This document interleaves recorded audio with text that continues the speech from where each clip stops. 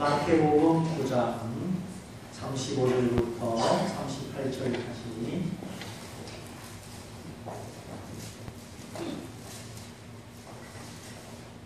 마태복음 9장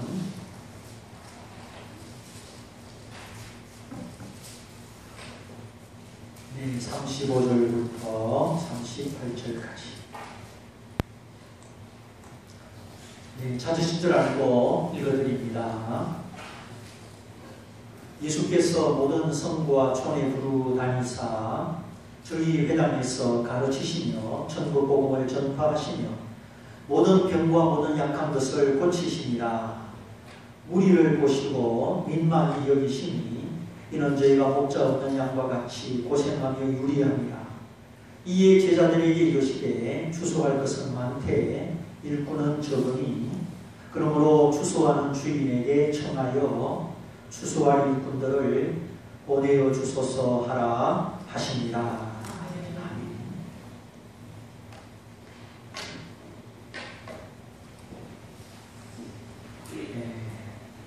하나님께 대한 우리의 지식, 우리의 태도, 이것이 하나님과 나와의 관계를 촉진시키기도 하고 또 가로막기도 합니다. 하나님을 오해하면 내 믿음이 가로막히게 되고 하나님을 바로 알고 그의 선하심을 경험할수록 우리 마음이 열리고 하나님을 더 신뢰하게 되는 것이지요. 그런데 소뚜껑 보고 자라본 듯이 놀랐다고 사람은 감성적인 면모가 있기 때문에 그 지난날의 추억과 경험이 지금까지 영향을 미치기도 합니다. 혜린이 체린이는 딸기 잘 먹는데 없어서 못 먹는데 혜엄마는 아직도 딸기를 안 먹어요. 옛날에 딸기 먹다가 체한 적이 있어서 지금도 안 먹습니다. 자, 하나님은 나에게 어떤 분이신가? 하나님께 대한 내 마음의 인식, 신뢰, 가까이 다가감, 이런 영적인 걸음은 지속적으로 교정되고 깊어지고 발전되어 나갈 필요가 있습니다. 우리 인간의 지식과 육신적인 지식이 자꾸 껍질이 벗겨지고 하나님이 이런 분이시구나, 하나님이 이런 분이시구나, 더 영으로 경험으로 우리가 하나님의 선하심을 알아가야 되는 것입니다. 주의 영이 계신 곳에 자유함이 있느니라. 하나님의 영이 계시면 하나님을 향한 모든 오해가 풀어지는 거예요. 그래서 우리 성도의 신앙에 가장 중요한 분은 이제 성령 하나님이시죠. 왜냐하면 하나님의 성령은 하나님의 깊은 속성, 하나님의 모든 비밀을 통달하시는 분이시기 때문입니다. 우리의 지식과 우리의 경험은 유한해서 하나님께 미치지 못하는데 하나님의 성령은 하나님의 깊은 것을 다 통달하시는 분이시라. 이 성령이 우리에게 지혜를 주시고 감각을 주시는 것입니다. 그래서 고린도전서 2장에 하나님은 어떤 하나님이냐? 우리가 생각지도 못하고 기대치도 못한 은혜를 예비하시고 주시는 분이시다. 그런데 이 하나님의 깊은 은혜를 우리에게 전달하시는 분이 성령이시다 하였습니다. 그래서 우리가 이 성령 하나님의 인격성, 신성, 친밀성, 성령을 아는 지식이 참으로 중요합니다. 구약에 여러 군데 구약에는 성신이라고 했죠. 성신. 그래서 구약 성경에 중요한 부분에 성령에 관한 말씀이 있고 벌써 창세기 1장 2절에 있잖아요. 하나님의 신이 수면 위를 운행하시니라. 거기 여호와의 신이 나오잖아요. 벌써 여호와의 신이 말씀을 모으시고 여호와의 신이 만물을 지으시고 그리고 신약 성경에는 복음서, 사도행전, 서신서, 계시록 이 성경 안에 우리가 믿는 삼위일체 하나님에 대하여, 성령 하나님에 대하여 아주 많은 말씀을 기록하고 있습니다. 성령님은 인격이시고 하나님이시고 영이시고 우리 안에 우리를 도우시는 보혜사요 실상이십니다. 성령님은 한순간도 우리를 떠나서 계시는 적이 없습니다. 예수님의 말씀 그대로 내가 아버지께로 가는 것이 너희에게 유익이다. 그것은 내가 가면 하나님이 성령을 너희에게 보내실 것이요 성령은 너희 안에 계셔서 너희를 고아와 갑옷처럼 버려두지 아니하고 영원히 너희와 함께 계시기 때문이다. 요한복음 14장 16장을 읽어보면 예수님 살아계실 때 그 마지막 목요일밤 만찬을 통하여 반발시키신 다음에 계속 가르친 것이 요한복음 14장, 15장, 16장 그리고 요한복음 17장은 예수님의 기도지요. 그 마가의 다락방에서 저녁 드시고 남의 성찬을 내어주시고 그리고 입을 열어서 너희는 마음에 근심하지 말라 하나님을 믿으니 또 나를 믿으라. 요한복음 14장 1절부터 16장까지 그 다락방에서 말씀하신 거예요. 그리고 요한복음 17장 제자들을 위하여 기도하시고 그리고 게세마네 동산으로 가신 겁니다. 그 요한복음 14장 16장에 하나님의 성령에 대하여 잘 나와 있습니다. 가장 잘 나와 있습니다. 그래서 성령 하나님은 인격이시고 우리처럼 감성과 지성과 의지를 가지셔서 우리의 지성에 빛을 주시고 우리의 감정에 평강을 주시고 우리의 의지에 힘을 주시는 우리와 교통하시는 성령 하나님은 인격이시다. 영이시다. 하나님이시다. 우리 안에 우리를 한순간도 떠나지 않고 우리를 도우시는 보혜사요 우리를 도우시는 우리의 힘이십니다. 저는 성령 하나님이 아니면 기도할 수 없습니다. 성경을 해석할 수도 없고 설교할 수도 없습니다. 저는 이상해요. 사람이 다 자기 기분에 산다고 하는데 아무리 못 떨어진 좋은 설교가 있어도 그걸 그대로 옮겨가지고 설교를 할 수가 없어요. 내가 읽어보면 막 기막힌 설교예요. 그런데도 그것이 내 영에 담기지 않으면 그런 설교를 할 수가 없는 거예요.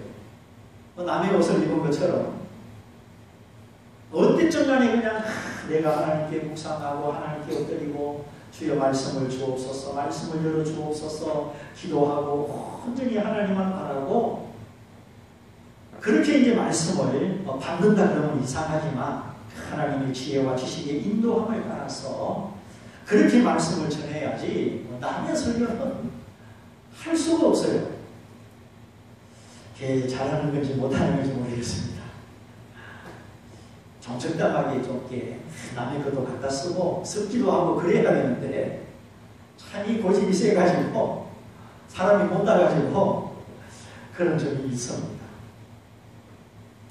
성령은 하나님의 깊은 부분 하나님의 모든 속성을 인간의 지혜가 미치지 못하는 하나님의 모든 속성을 다 아시기 때문에 우리에게 하나님을 아는 지식과 경험을 허락하여 주시는 겁니다. 그래서 우리가 늘 성령님을 인정하고 성령님을 의지하고 동행하는 것이죠. 전도하러 갈 때도 오늘 구역예배 인도하러 갈 때도 늘 주님을 인정하는 겁니다. 지혜와 계시의 영, 지혜를 부어주시고 하나님을 알게 하시는 성령이십니다. 신학적으로 신론을 공부하면 하나님의 이런 분이다, 이런 분이다, 이런 분이다 학문적으로 하나님에 대하여 얼마든지 배울 수 있습니다. 하나님에 대하여 배우는 것과 하나님을 배우는 것은 달라요. 예수님에 대하여 아는 것과 예수님을 아는 것은 달라요. 우리의 믿음은 좀 지식이 부족해도 어리석은 것 같아도 주님을 믿고 우리가 하나님을 만나는 것입니다. 그래서 참 하나님은 오직 예수님을 믿음으로만 알게 되죠. 지난번에 말씀하신 그대로 우리 주 예수 그리스도의 아버지 하나님, 예수님을 믿을 때 그의 아버지 되시는 사랑의 하나님을 우리가 알게 됩니다. 그리고 성령님을 통하여 하나님을 더 깊이 알게 됩니다. 성경을 통해서 성경을 읽고 들을 때 하나님을 알게 되지요. 특별히 성령님이 하나님을 사모하는 자에게 하나님을 아는 지혜와 계시의 영을 부어주십니다.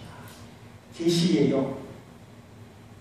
계시의 영이 임하면 그 하나님의 존귀와 위엄과 찬송과 구원과 능력과 하나님의 신성과 그 하나님의 거룩하심, 그 하나님의 아름다우심, 이 하나님에 대한 거룩한 빛이 우리 마음에 비쳐요. 신학 공부를 안 해도 하나님이 어떤 분이신지 내가 영으로 감각하고 영으로 사랑하고 영으로 순종하는 하나님을 알게 하시는 지혜와 계시의 영을 우리 마음에 부어주시는 분이 성령이세요. 그래서 영원하신 하나님, 아버지 하나님, 아들을 내어주신 사랑의 하나님, 거룩하시고 불변하시고 존귀하시고 완전하시고 신뢰할 수 있는 하나님, 의의 보좌를 펼치신 하나님, 전지천능하신 하나님, 하늘의 보좌에도 계시고 내 마음의 보좌에도 계시는 이 하나님의 초월성과 하나님의 내재성을 알게 됩니다. 그래서 하나님은 저 높고 높은 하늘 보좌에만 계시는 게 아니에요. 지금 성령으로 우리 안에 믿는 자의 심령 속에 항상 같이 계시는 분이 우리 아버지 하나님이십니다. 초월하신 하나님은 가까이 갈 수 없는 하나님이지요. 그래서 성경에 하나님은 어두운 가운데 계신다, 그런 성경 구절이 있어요. 인간의 지혜와 지식이 미치지 못하는 거룩한 능력에 계신다, 그런 뜻이죠. 또 하나님은 자기를 감추신다 그러셨어요. 진정 나타내시기 위해서 하나님은 또 자기를 감추십니다. 그러나 내재하시는 하나님, 우리 안에 계셔서 성령으로 말미암아 항상 교통할 수 있는 하나님이십니다. 내가 약할 때 힘주시고 내가 슬플 때 위로하시고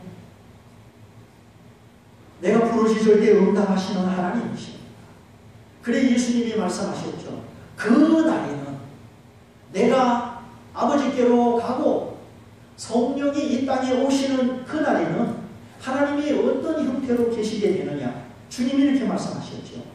내가 아버지 안에, 너희가 내 안에, 내가 너희 안에 있는 것을 알게 되리라. 예수님이 아버지 하나님 안에 하나님과 함께 계시고, 우리가 예수님 안에 예수님과 함께 있고, 예수님이 내 안에 예수님과 함께, 결국 뭡니까? 예수님과 하나님과 우리가 하나 되어 거한다고 그렇게 요한복음에서 말씀하고 있는 겁니다. 이게 하나님의 내재성이고 하나님의 영원한 임재지요. 그래서 우리가 하나님을 느끼지 못해도 늘 하나님을 인정하시고 하나님을 찬송하시고 그 하나님을 경외하시고 나와 항상 함께 하나님을 늘 믿음으로 고백하시기를 바랍니다. 그 하나님을 믿고 사는 거예요, 우리가. 그러니까 예수님의 죽으심과 부활을 통하여 죄사함을 받은 우리, 성령이 오심으로 예수님과 내가 하나 되고 하나님과 내가 하나 된 것입니다. 이 하나됨이 점점 깊어지는 것이 성도의 신앙생활입니다. 네. 이거를 신비적 합일이나 신학적으로 그렇게 부르죠. 신비한 하나됨, 신비적 합일. 주님과 내가 연합하여 둘이 아니고 하나다. 같은 영으로, 같은 생각으로, 같은 사랑과 같은 열심과 같은 목적으로 주님이 내 안에, 내가 주님 안에 하나가 되어 살아갑니다. 그 깊이를 더하여 가는 것이 성도의 신앙생활입니다. 그래서 기독교 역사 속에 하나님과 사람이, 하나님과 인간이, 하나님과 성도가 온전히 하나 되려는 신비적 운동이 있었습니다. 신비주의라 부르는 그런 운동인데, 신비주의라고 하면 대부분 사람들은 긍정적인 의미보다 부정적인 생각을 떠올리죠. 신비주의, 그거 위험하다. 신비주의, 그거 잘못하면 큰일 난다. 벌써 마음에 경계의 벽을 치고 이상하게 바라보죠. 근데 요즘 성도의 믿음은 너무 이론적이고 논리적인 그런 신앙 같아요. 가끔 TV에 설교를 들어보면 아주 목사님들이 이론적으로 논리적으로 첫째, 둘째, 셋째 얼마나 설교를 잘하시는지 몰라요. 물론 우리 신앙에 이성적인 요소가 있지요.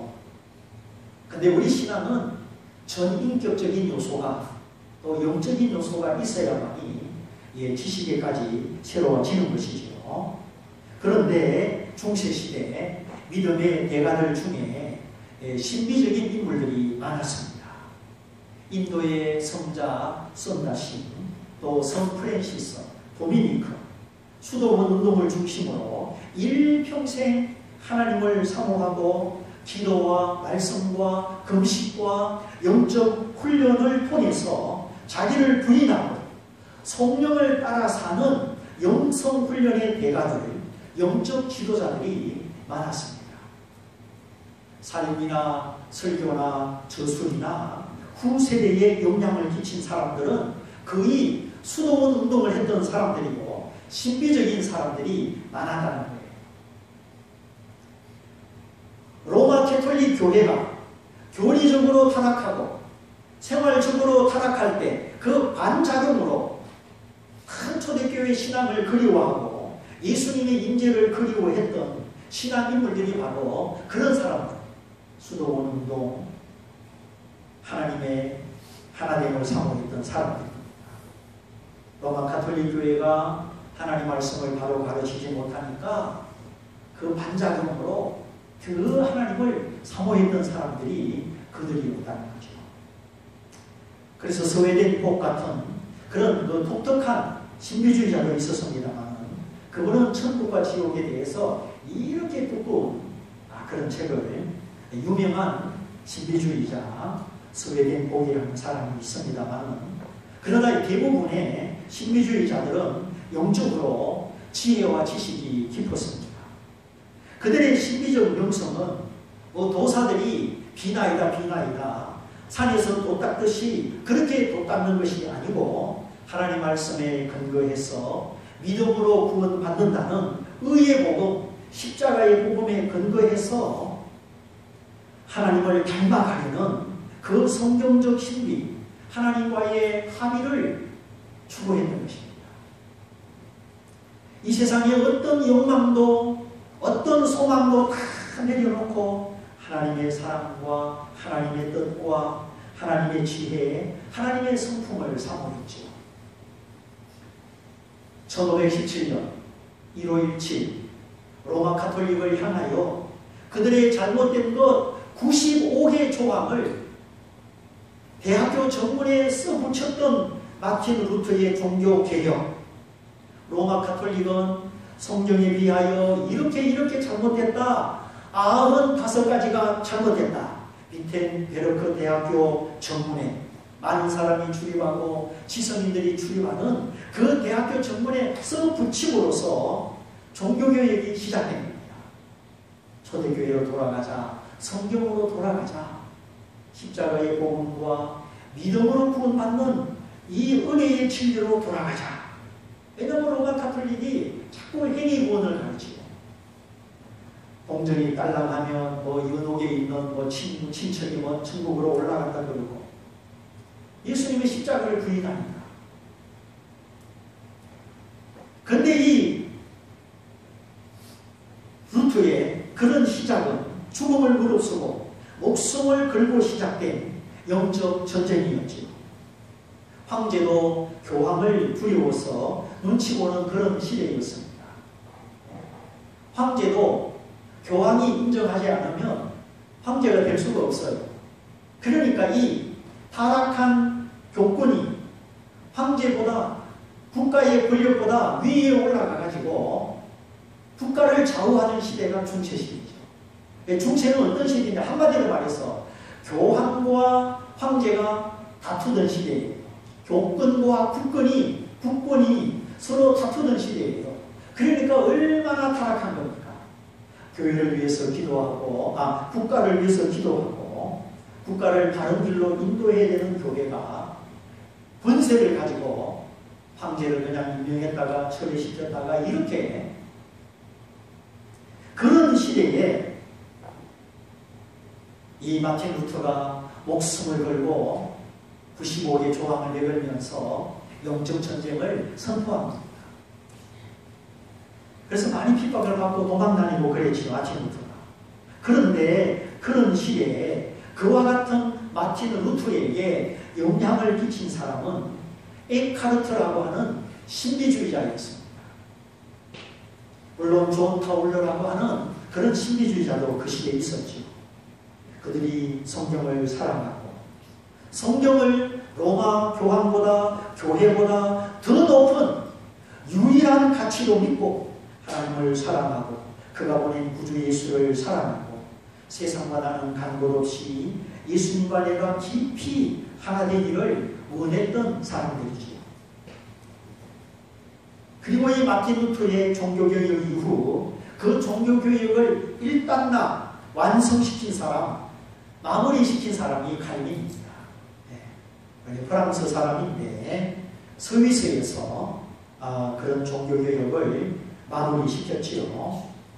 독일의 마틴 루터, 스위스의 칼빈, 이 두 사람으로 말미암아 종교개혁이 시작되고 완성되었다 할 수가 있습니다. 그리고 그 칼빈에게서 배워서 그 믿음과 그 복음을 영국으로 옮겨간 사람이 존 낙스라는 사람입니다. 그 복음이 스위스에서 영국으로 옮겨간다. 이거는 세계 역사를 바꿔놓은 엄청난 하나님의 주권 속에 있는 일이 되었습니다. 한때 해가 지지 않는 대경제국, 그 식민지 정책을 통해서 하나님의 복음이 온 만방에 전파되게 된 것이죠. 영국의 메리 여왕이 영국의 군대보다 이 존 낙서의 기도를 더 무서워할 만큼 그 당시 영향력이 막강한 하나님의 사람이 존 낙서였습니다. 두려워하지 않는 하나님의 사람이었죠. 그때의 영국에서 침례교가 생기고 장로교도 생기고, 그래서 원래는 침례교나 장로교나 칼빈이죠. 칼빈주의라고 하는 그 하나의 흐름 안에 있었습니다. 근데 이제 침례교가 미국에 가서, 미국은 개인의 인격을 많이 허락하기 때문에 그런 이제 침례교가 많이 발전을 했지요. 우리나라는 유교적인 그런 질서 제도가 강하기 때문에 장로교가 더 많이 우리나라는 발전을 한 겁니다. 그 나라 민족성에 맞는 그런 신앙 운동이 일어나는 것이죠. 그렇게 복음주의 신앙이 낙서를 통하여 발전하다가 그래도 로마 카톨릭이 기독교를 핍박하니까, 그럼에도 불구하고 우리가 순수한 복음을 지키고 순수한 믿음을 지키자, 로마 카톨릭의 잘못된 부분과 싸우면서 믿음을 지킨 사람들을 청교도라고 부릅니다. 존 낙서 이후에 청교도. 이 청교도 목회자들 중에 상당히 훌륭한 목회자들이 많았습니다. 정말 성경을 제대로 이해하고 복음을 제대로 이해하고 율법과 복음의 상관관계를 해명한 그런 훌륭한 목회자들이 굉장히 많이 나왔습니다. 제가 제일 좋아하는 서적들이 바로 이 청교도 서적들이에요. 존 보웰이나 리차드 렉서터나 C.C. 라일이나 그 외에 여러 많은 이 청교도 목회자들이 남긴 글들이 많은 하나님의 종들에게 도움을 주고 있습니다. 그리고 그 후에 이제 영국이 산업화가 되죠. 경제가 성장하면서 하나님을 멀리하고 타락할 때 그때 나타난 인물이 요한 웨슬레입니다. 그래서 감리교가 시작됐죠. 자, 마틴 루터, 칼빈, 영국으로 존 낙서 후에 청교도, 이들이 이렇게 교리와 영성을 확실히 세웠다면 요한 웨슬레는 성결한 믿음과 실천을 세운 사람입니다. 그 앞에 사람이 로마 가톨릭이 부숴버린 구원론, 천국론, 잘못된 교리를 올바로 세웠다면 그 다음에 나타난 요한 웨슬레는 믿음의 실천, 믿음의 행함을 온전히 세운 거예요. 그래서 교리와 행함이 하나 되도록 하나님의 역사 속에 그렇게 일하신 것을 볼 수가 있습니다. 산업이 일어나면서 영국에 방치 공장이 생기고 돈이 많아지고 그러면서 극장과 술집이 많이 생기고 땅의 것이 부유해지니까 하나님을 멀리하고 신앙적 타락이 영국 사회에 만연하게 된 것이죠. 그래서 하나님이 요한 웨슬레를 통하여 믿음을 지켜라. 이 세속의 흐름과 물질의 부요 속에 믿음을 지켜라. 성결하라. 그리고 믿음을 실천하라. 이런 강조점이 요한 웨슬레를 통하여 주어지게 된 것입니다. 그래서 요한 웨슬레는 메소디스트라고 규칙주의자, 처음에 그런 별명을 받았죠.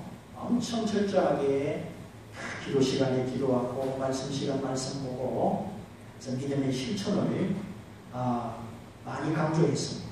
그래서 요한 웨슬레의 완전주의, 성결주의, 그리스도인의 완전론, 아주 기본적인 그의 책이지요. 그리스도인은 하나님으로 말미암아 완전할 수 있다. 죄를 이길 수 있다. 세상을 이길 수 있고 성결할 수 있다. 이런 성결에 관한 실천의 강조점이 요한 웨슬레를 통하여 퍼져나가게 되었습니다. 그리고 그때 요한 웨슬레의 영향을 받아서 윌리엄 후서라는 사람이 구세군을 창설하게 됐죠. 구세군 교회가 그때 생겨난 겁니다. 정령, 참령, 참사 이렇게 군인 조직처럼 군인 복장을 하고 요즘도 크리스마스 때 제복을 입고 달랑달랑 자선남비 모금, 그 지금도 구세군 교회가 하는 거잖아요. 그렇게 모금해서 전도하고 가난한 사람들에게 다시 나눠주는 것인데 윌리엄 후서라는 구세군의 창설자가 하나님의 사람으로 그 영국 사회의 빈민가를 찾아가서 부자들과 반대되는 그 가난한 직공들, 그들에게 복음 전하고 그들에게 음식을 나눠주고 그런 활동을 하였습니다.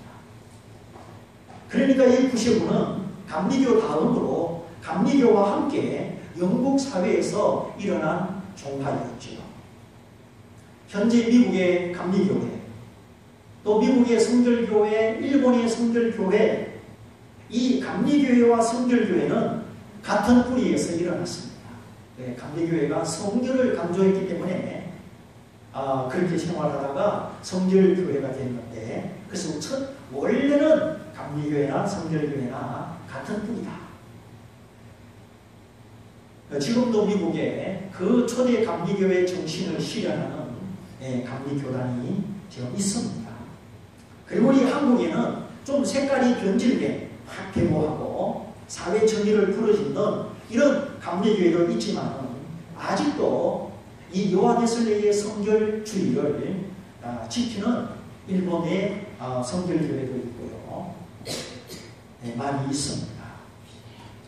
그러는 사이 영국의 이 청교도들, 아까 말한 로마 가톨릭의 그 영적 오염으로부터 순수하게 복음 지키자, 이 청교도들이 1621년 메이플라워 돛담배지요. 크다란 넘선, 파도치면 쓰러질 수밖에 없는 그 돛담배를 타고 미국으로 건너갔지요.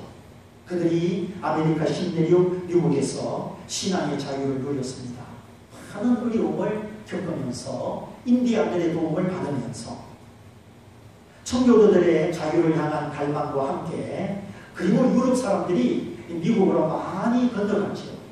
황금을 찾아서 이제 우리 그냥 미국 가서 한번 새로운 삶을 살아보자 그런 꿈을 가지고, 또는 죄수들까지 다 법을 피해가지고 신대륙으로 도망가면 이제 안 잡히니까 죄수들이 도망가기도 하고, 그래서 아메리카 합중국이 이루어지게 된 거예요.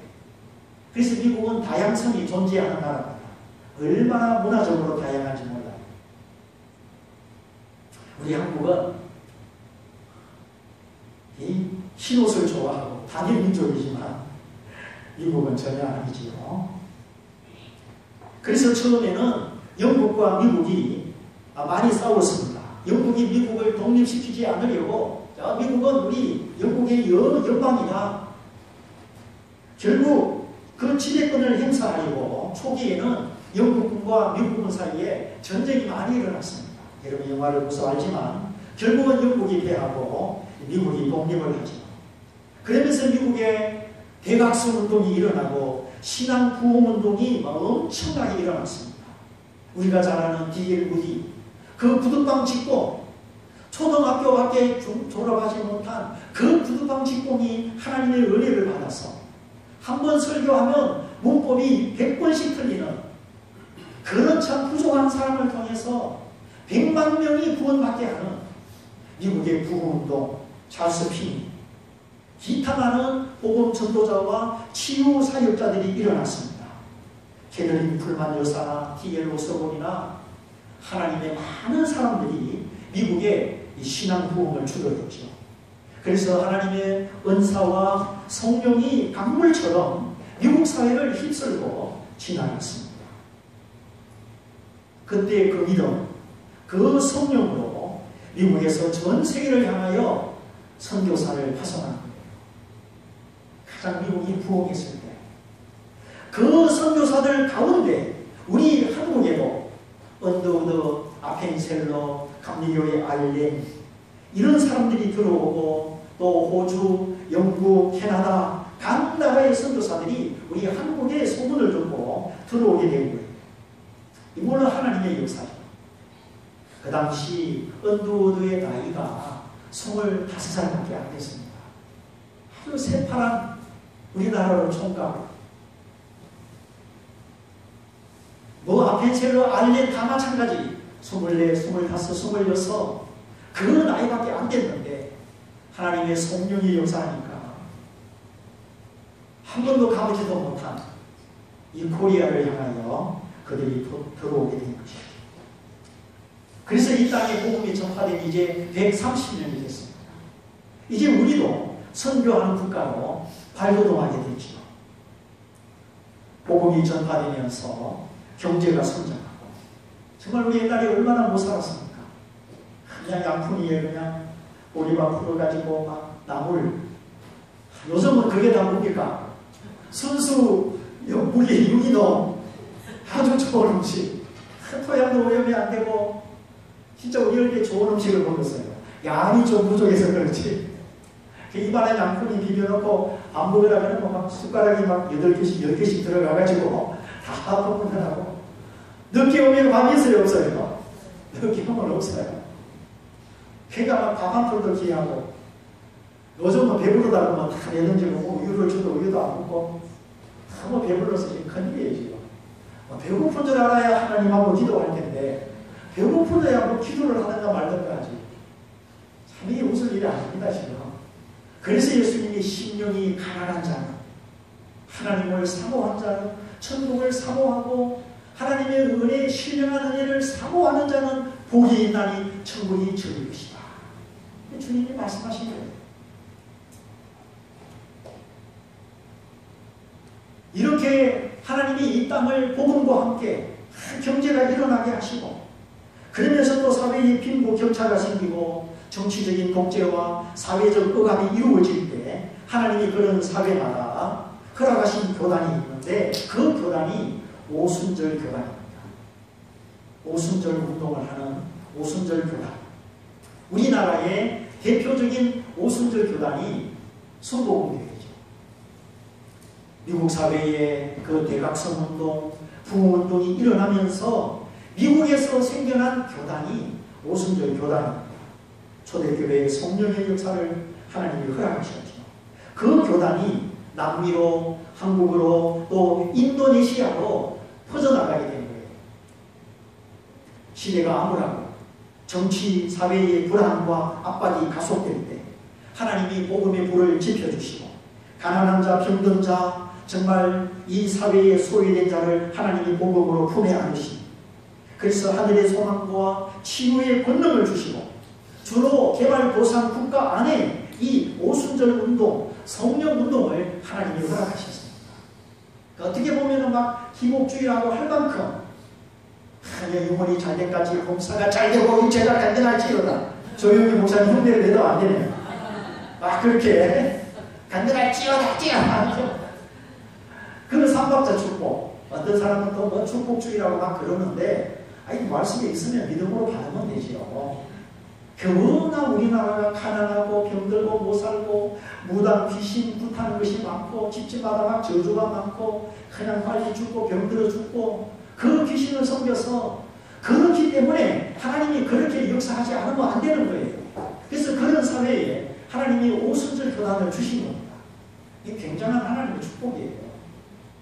그래서 막 소망을 가지고 가난한 우리도 잘 살 수 있다. 하나님께 기도하고 하나님은 병도 고치고 꿈을 주시고 개발도상 국가 안에 이런 은혜를 주셨는데 지금도 남미 우리나라 30년 전 40년 전 그런 지금 전철을 밟아오고 있죠. 남미에. 그리고 미국에서 가장 활발하게 부흥하는 교단은 성령을 힘입어 오순절 운동을 하는 오순절 교단에 속한 교회예요. 한때 우리나라 참 여의도 순복음교회 70만 명 세계에서 제일 큰 교회 단일 교회로서 70만 명 이런 교회는 정말 세계 역사상 찾아보기 힘든 거예요. 근데 조 목사님이 은퇴하면서 이제 다 나눠졌죠. 강북성전, 강남성전, 분당성전, 시흥성전, 우선성전 엄청나게 많이 있었는데 조 목사님이 단임 목사로 계실 때는 그 개교회가 아니고 지교회예요. 그 교회 헌금이 순복음교회가 다 올라오고 이제 지교회인데 딱 은퇴하면서 이제 다 띄워졌죠. 그 부목사님들이 띄워져서 이제 이 교회다. 물론 예수님 교회지만 그게 다 독립을 시켜 주었습니다. 물론 그리고 또 중국이나 아시아나 아프리카 거기는 어떤 특정한 교단 색깔이 없지만은 하나님의 성령이 엄청난 복음의 은총을 부어주셨어요. 우리 한국교회는 없는 교파가 없을 만큼 다양한 교파가 있죠. 별별 교파가 다 있어요. 근데 이것도 하나님의 은혜입니다. 왜 그러느냐? 우리나라가 2조 500년 동안 그냥 양반 상놈을 가지고 하나님이 그것 깨뜨리기 위해서 다양한 교파를 주십니다. 공산주의로 억압된 중국 사회의 영적인 열망, 하나님의 복음이 지금 중국 사회 속에 막 불처럼 지금 확산되고 있습니다. 전문 사역자, 신학 공부한 사람, 훈련된 사역자가 많지 않습니다. 그럼에도 불구하고 평신도 사역자가 평범한 집사들을 통해서 지하교회가 바짝 마른 들판에 붙은 불처럼 그렇게 번져가고 있습니다. 공산주의가 종교를 억압하고 인간의 마음속에 있는 영혼을 사모하는 마음을 억압하는 만큼 하나님을 향한 갈망으로 신을 찾는 열망으로 복음이 일어나고 있는 거예요. 이 불길은 끌 수가 없는 거예요. 인도네시아, 말레이시아, 싱가포르 거기 수만 명이 모이는 큰 교회들이 있습니다. 정치적으로 말레이시아, 인도네시아 거기는 일종의 모슬림 국가죠. 참 거기 모슬림이 어떻게 그렇게 많이 들어갔는지 참 너무 희한해요. 거기는 아시아 국가인데도 모슬림들이 엄청 많이 들어갔습니다. 그기도 하나님 뜻이 있겠죠. 그런데 그런 교회에 하나님의 성령이 바람이 부는 큰 교회들, 좋은 교회들이 있습니다. 하나님의 성령이 급하고 강한 바람처럼 역사하기 때문이죠.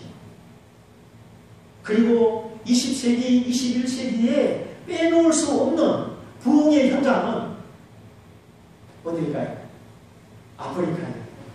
아프리카, 나이지리아, 모잠비크, 그 서부 아프리카, 우리나라에서 가장 먼저에 있는 그 서쪽 아프리카를 중심으로 복음의 바람이 성령의 역사가 지금 엄청나게 일어나고 있습니다. 이슬람이 오일 달러의 힘으로 점령해 오는 만큼 아프리카의 무속신앙, 무당들, 정령숭배 사상 이런 것들이 무지와 흠으로 이끌어가는 만큼 정말 기댈 데도 없고 아무 소망이 없는 검은 대륙, 가난하고 억압받는 대륙, 그 아프리카, 하나님이 그 땅 백성을 불쌍히 여기셔서 아프리카조차 복음의 현장으로, 추수의 현장으로 지금 일어나고 있습니다. 우리나라에도 아프리카 흑인 목사님들이 오셔서 부흥일직을 많이 하고 계셔요. 서울에 어떤 교회인지 제가 알고 있습니다. 마귀가 유혹하고 사단이 이기는 것 같지만 여러분 아닙니다. 하나님의 지혜와 능력을, 하나님의 사랑을 이길 자는 아무도 없습니다. 오늘 우리도 약하고 쓰러지는 것 같지만 하나님의 지혜와 사랑과 주권이 오늘 우리를 함께 이기게 하시는 줄 믿습니다. 하나님의 주권과 하나님의 승리는 예수 그리스도 다시 오시는 그날까지 하나님의 나라가, 그 거룩한 하나님의 나라가 완성되는 그날까지 지치지 않고 성령으로 말미암아 쉬지 않고 달려갈 것입니다. 깊도다 하나님의 지혜와 지식에 부요함이, 이는 만물이 주에게로부터 나오고 주로 말미암고 주에게로 돌아가니라. 누가 하나님을 가르치겠느냐? 누가 하나님께 먼저 드리겠느냐? 모든 진리가 하나님으로부터 나오고 우리가 다 하나님으로부터 받았다는 거예요. 그래서 모든 생명, 모든 호흡, 모든 것이 하나님으로부터 주어졌습니다. 저도 여러분도 우리 모두가 주께로부터 왔다가 주의 손 안에서 움직이다가 그리고 주에게로 돌아가는 것입니다. 오늘 이 세상의 열방, 수많은 영혼들의 구원을 바라시는 이 하나님의 자비, 우리 하나님의 영원한 선하심, 오늘 우리 주변에 목자 이런 양과 같이 고생하고 유리하는 사람들이 있습니다. 오늘 이런 말씀, 주님이 그들을 불쌍히 여기셔서 추수하는 일꾼을 찾으시고, 일꾼이 적으면 주인에게 가서 아버지 추수하는 일꾼을 보내주셔서 기도하라. 오늘 우리가 추수하는 일꾼을 위하여 기도할 때 하나님이 나를 추수하는 일꾼 되게 하시고 수많은 일꾼들을 세워주실 줄 믿습니다. 다만 마음 둘 곳을 찾지 못하고 육체와 정신이 곤고하고 그 영혼의 환난과 곤고를 겪고 있는 우리 주변에 많은 사람들을 봅니다. 그래서 주여 우리에게 성령을 부어 주시옵소서. 우리를 먼저, 나를 먼저 치유하시고 회복시켜 주옵소서. 내일 저녁부터 모레 오전 오후 수요일 저녁까지 우리를 만나주시고 우리를 고쳐주실 것입니다. 이 성회를 통하여 또 이 성회뿐만 아니라 올 한 해 우리의 삶이 하나님, 우리가 하나님 더 알기 원합니다. 하나님의 위로와 선하심을 충분하게 경험하기 원합니다. 그리하여 나와 우리와 가정과 교회와 이웃이 하나님의 은혜로, 하나님의 긍휼로 기뻐하기 원합니다. 우리 모두 오늘 짧은 시간 하나님이 종교개혁을 통하여 어떻게 이 역사 속에 복음의 역사를, 선교의 역사를 이끌어 오셨는지 아주 간단하게 말씀을 드리면서 우리 모두 하나님을 향하여 마음을 활짝 열고 큰 기대를 가지고 다시 한번 복음과 성령으로, 성령과 복음으로 무장하시기를 주님의 이름으로 축원드립니다. 우리 다 같이 한 목소리로 기도하겠습니다.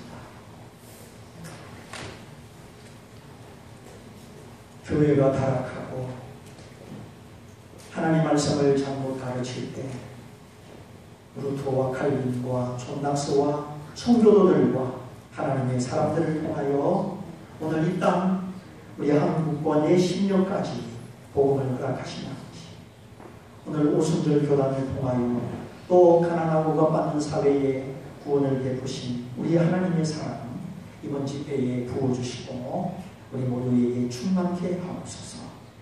우리 다 같이 은혜 받기 위하여 또 새신자, 태신자 작정된 그 심령들을 위하여 우리 함께 기도하겠습니다. 할렐루야.